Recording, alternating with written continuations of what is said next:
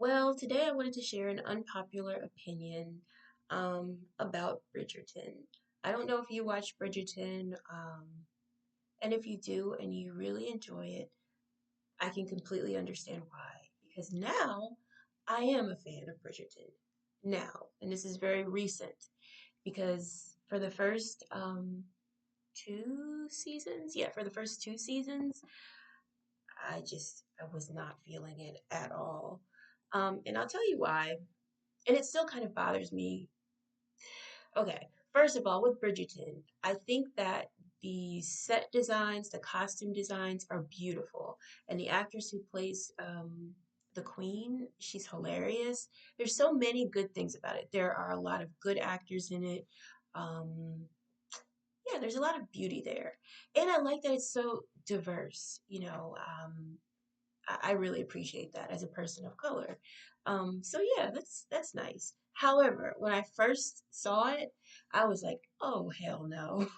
Um, and I'll tell you why. Like the first reason is I love Jane Austen. Huge fan. Like if there was one person I could go back in time to meet, I think it might be Jane Austen. Or either Einstein, but probably Jane Austen.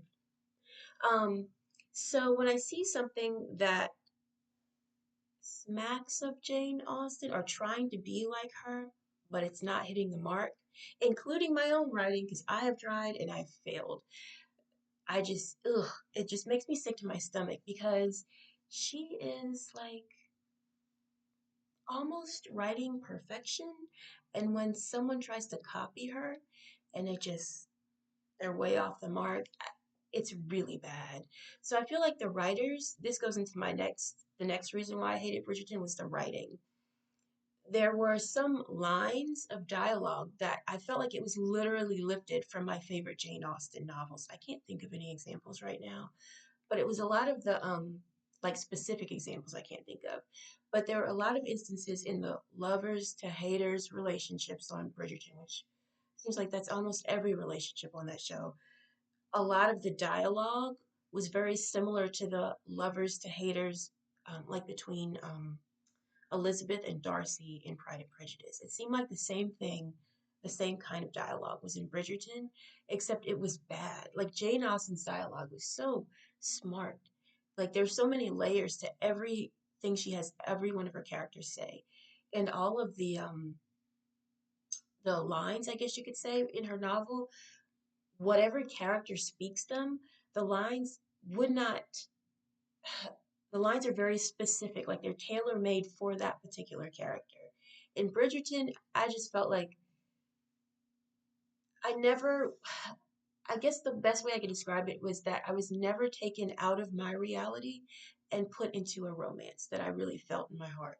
Like with Jane Austen, two paragraphs into her book, or two paragraphs, or 2 minutes, I guess, maybe more like 10 minutes into watching a movie based on one of her books, I'm fully invested. I've forgotten what I'm doing. I don't know where I am. All I know is what's happening in the world that Jane Austen has created. In Bridgerton, that never happened because I was just like thinking, why is the character saying that? That doesn't even make sense. And did they really speak that way back then? Like it just seemed fake. Um, and then the acting. While there are a lot of good actors on Bridgerton. There are some who they're not there yet. Like I think maybe they were cast because they're very good looking, but the acting is just totally unrealistic.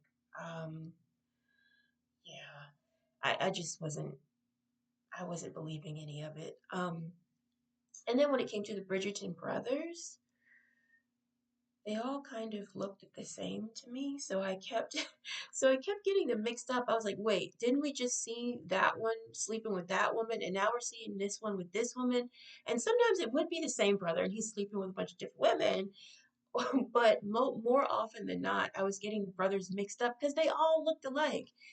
And even though the cast was diverse, I found myself thinking, why are we so focused on these three guys instead of all the other diverse characters in the show? And that kind of annoyed me because I feel like that happens with a lot of shows where they have diverse characters, but then they choose to focus on the ones who look like people who we always see on television. Which, I mean, everybody deserves their screen time, but I just wish everybody could get their screen time. And I do think that was fixed in season 2 of Bridgerton. Um, but that's how I felt about season 1. I didn't really care about the Bridgerton brothers. I couldn't relate to them, and they all like looked the same to me. But by season 2, I felt like um, there was more. We focused on more characters, and I could actually relate to some of the characters.